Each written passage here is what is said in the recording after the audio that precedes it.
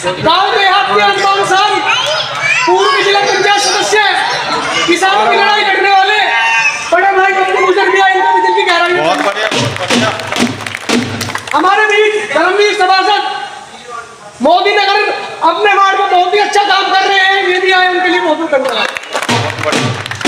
Chairman साहब अपने दो बात रखें जो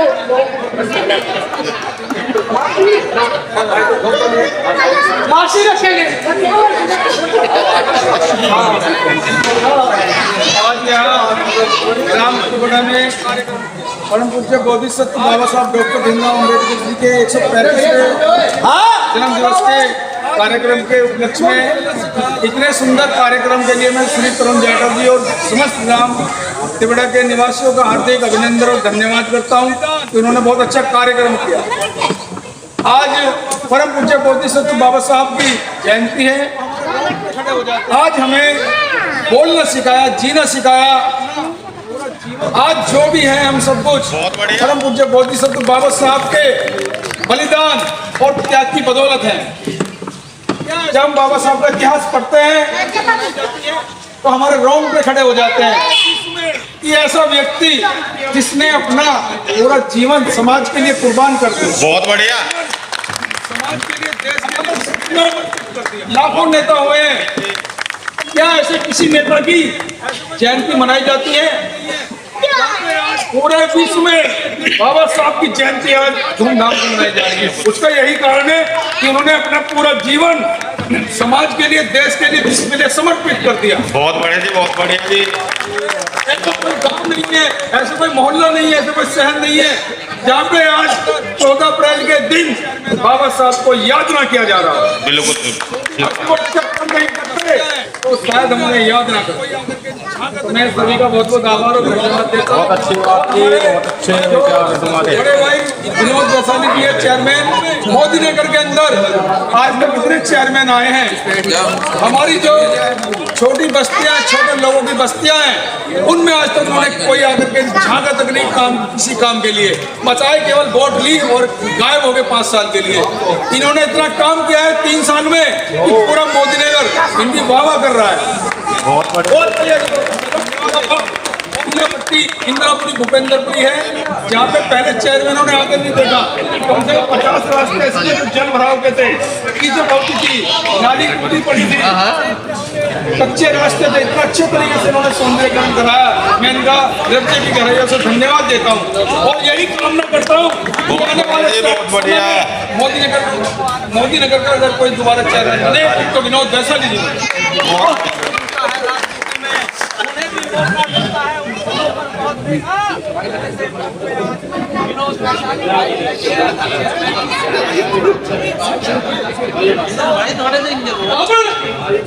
पूर्व जिला पंचायत सदस्य बहुत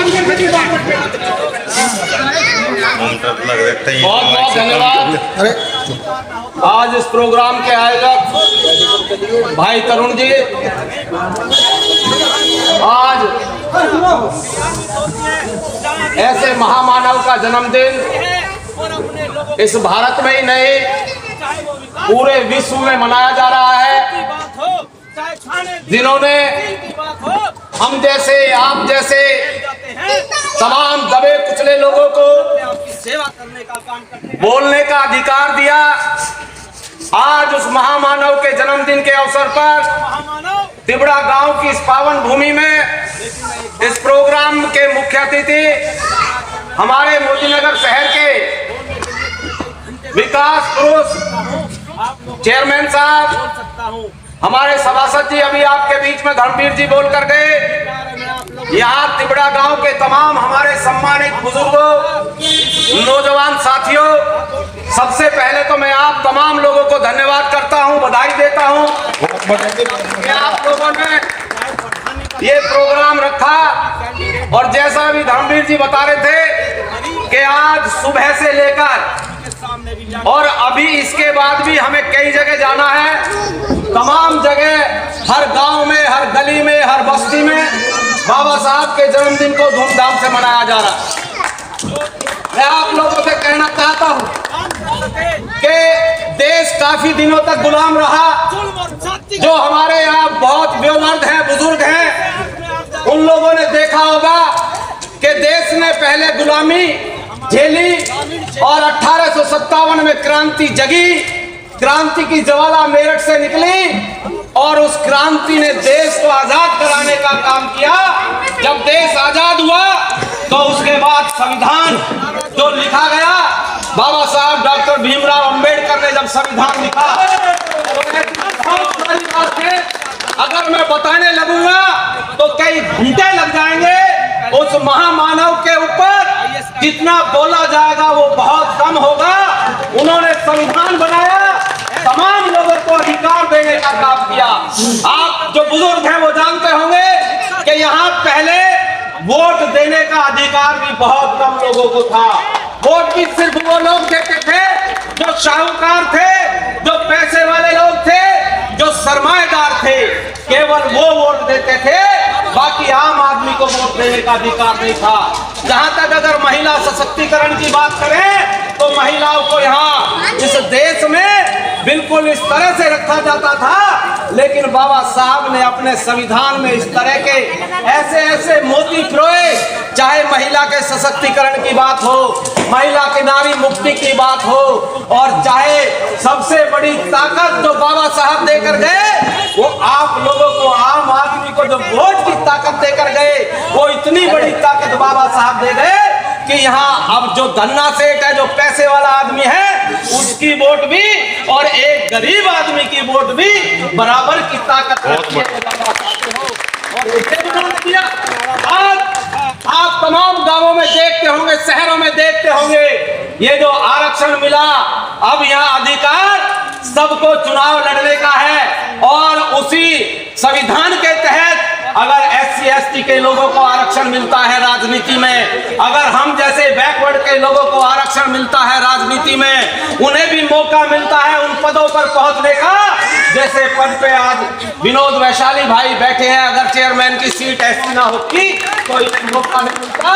बहुत सारी जगह अगर बैकवर्ड नहीं होती तो हम जैसे और हमारे जो जाट समाज के लोग भी, चौधरी समाज के लोग, यहाँ बहुत सारे लोग बैठे हैं, अगर शायद बैकवर्ड का अधिकार ना होता तो बहुत सारी जगह हम लोग भी चुनाव नहीं लड़ पाते, हम लोग भी उन पदों पर नहीं पहुंच पाते जहां से ये नीतियां क्रियान्वित होती हैं, जहां अधिकार मिलते हैं, जहां ताकत मिलती है। और अपने लोगों के काम कराने के लिए, चाहे वो विकास के काम हो, चाहे दुख सुख की बात हो, चाहे थाने दीवाने तहसील की बात हो, अगर अपने लोग पदों पर बैठ जाते हैं तो आपकी मदद करने का काम करते हैं, आपकी सेवा करने का काम करते हैं।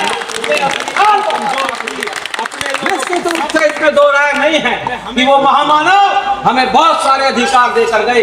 लेकिन मैं एक बात कहना चाहता हूँ, हमें भी बहुत जगह जाना है, चेयरमैन साहब को भी बहुत जगह जाना है। बोलने के लिए तो मैं कई घंटे बाबा साहब पर बोल सकता हूँ, आप लोगों के दुख सुख पर बोल सकता हूँ, लेकिन ये जो अधिकार है, वोट की ताकत का जो अधिकार है, मैं आप लोगों से हाथ जोड़ के एक निवेदन करना चाहता हूँ। हम बहुत बार इस वोट की ताकत को, आप वोट की ताकत समझ रहे हैं, अभी चुनाव आएगा, चाहे वो विधानसभा का चुनाव आए, चाहे जिला पंचायत का चुनाव आए, चाहे प्रधानी का चुनाव आए, जो भी कैंडिडेट चुनाव लड़ेगा वो हर एक गरीब से गरीब, कमजोर से कमजोर आदमी के सामने भी जाकर नतमस्तक होगा।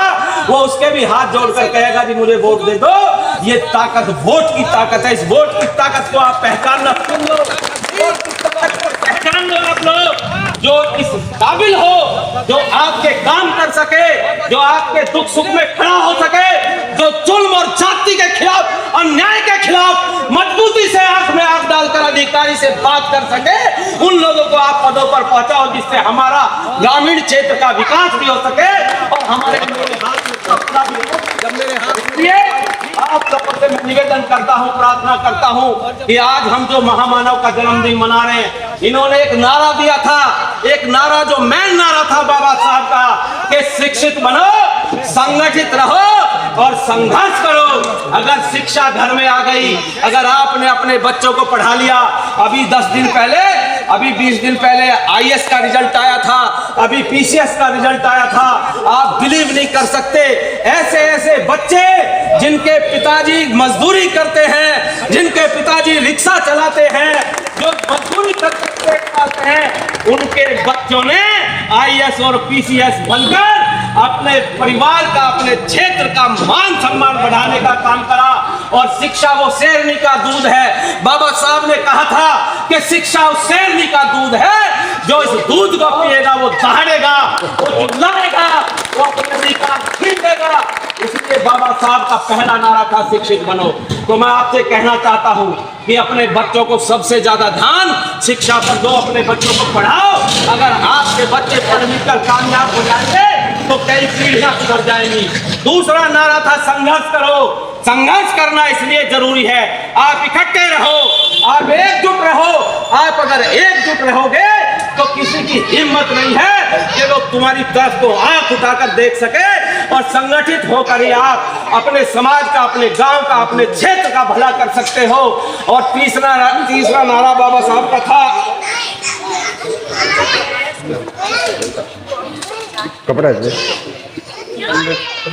तीसरा नारा बाबा साहब का था संघर्ष करो। संगठित रहो और संघर्ष करो। तो संघर्ष करने का मेरा मतलब ये है कि संघर्ष कोई लड़ाई झगड़े हमें नहीं करना। संघर्ष करने का मतलब है आप अपने अधिकारों के प्रति जागरूक रहें। जहां जहां आपके मान सम्मान स्वाभिमान की बात आए तो वहां इकट्ठे होकर संघर्ष भी करना पड़ता है। संघर्ष करना बहुत जरूरी है। मैं एक छोटी सी बात, उदाहरण संघर्ष की बात के बीच में रखने का काम करूंगा। संघर्ष में वो ताकत है, संघर्ष वो हिम्मत है कि अगर आपने इकट्ठे होकर मिलकर संघर्ष कर लिया तो मैं दावे के साथ कहना चाहता हूं कि कितनी बड़ी आपत्ति विपत्ति हो वो भी आपके सामने झुक जाएगी। अभी 2 साल पहले, हालांकि मेरा तो जीवन ही इस काम के लिए हुआ है, मैं तो ऊपर वाले ने पैदा ही संघर्ष करने के लिए करा हूं। आप तमाम लोग देखते होंगे, चाहे किसी भी जगह की बात हो, चाहे बिजली घर की बात हो, चाहे तहसील की बात हो, चाहे खाने की बात हो, हमेशा मैं गरीब की, कमजोर की, अपने लोगों की, सबकी, किसान की, मैं हमेशा संघर्ष करता हूं उनके साथ खड़ा होकर। अभी 2 साल पहले यहाँ एक आदेश आया था, आप तमाम लोगों ने पढ़ा होगा, देखा होगा। 25,000 मकान, और उन 25,000 मकानों में 20,000 मकान उन लोगों के थे जिनकी कोई नहीं सुनता। छोटे छोटे मकान थे, मजदूरों के मकान थे, गरीब लोगों के मकान थे, और उन पे आदेश आ गया था खाली करने का, नीलामी पे लगने का। लेकिन संघर्ष में वो ताकत है। मैं ये बात इसलिए बता रहा हूँ, अपनी बात बताना नहीं चाहता था, लेकिन मैं इसलिए बता रहा हूँ कि उस संघर्ष का जो बाबा साहब ने कहा संघर्ष करो, तो वो 25,000 मकानों को बचाने के लिए जब संघर्ष करा, जब आप जैसे लोग, बुजुर्ग लोगों का आशीर्वाद हमें मिला और आपके आशीर्वाद ने हमें हिम्मत और ताकत दी, तो हमने 67 दिन आंदोलन करा और वो लगभग 25,000 मकान वापस कराए, उनको मिले जिनके थे। तो संघर्ष करने का ये था। बहुत ज्यादा कुछ ना कहते हुए, क्योंकि सब जगह जाना है, मैं आप तमाम लोगों का बहुत बहुत धन्यवाद और आभार व्यक्त करता हूं। और मैं तो अपना दुर्भाग्य